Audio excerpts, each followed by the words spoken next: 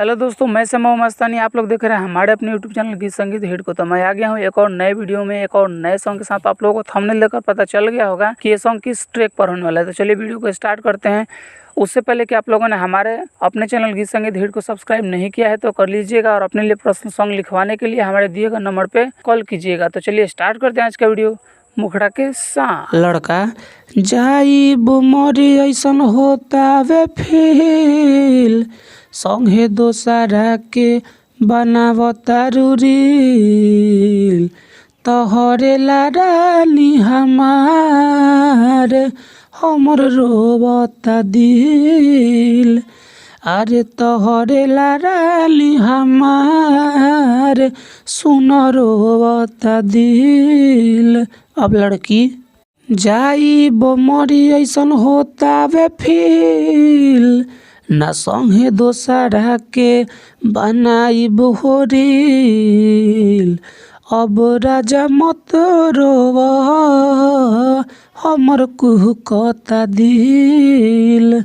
अब राजा मत रोवा हमर कुहकता दिल। तो ये था मुखड़ा। उम्मीद करते हैं कि आप लोगों को अच्छा लगा होगा। अगर अच्छा लगे तो एक लाइक ज़रूर कीजिएगा। तो चलिए चलते हैं अपने फर्स्ट अंतरे की तरफ। लड़का हमारा के छोरी तू तो दोसरे पर हेलू। लड़की हम बानी तोहरे खाली शौक तू तो करेला। फिर से लड़का हमारा के छोरी तू तो दोसरे पर हेलू। लड़की हम बानी तोहरे खाली शौक तू तो करेला। लड़का तोरा बिना जियला भइल मुश्किल। लड़की बतिया से तहरा त चुभता कील।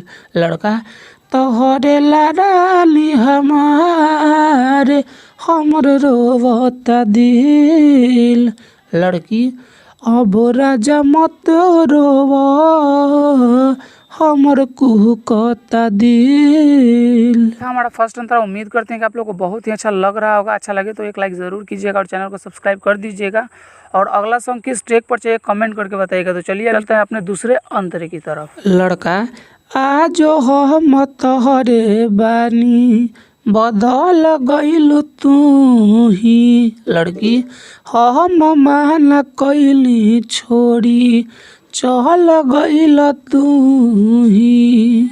लड़का आजो हम तोहरे बानी बदल गइल तू ही।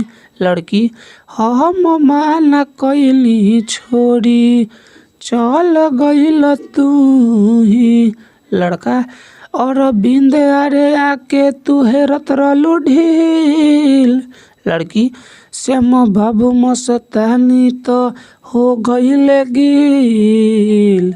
लड़का तोहरे लारानी हमार हमर रोवता दिल।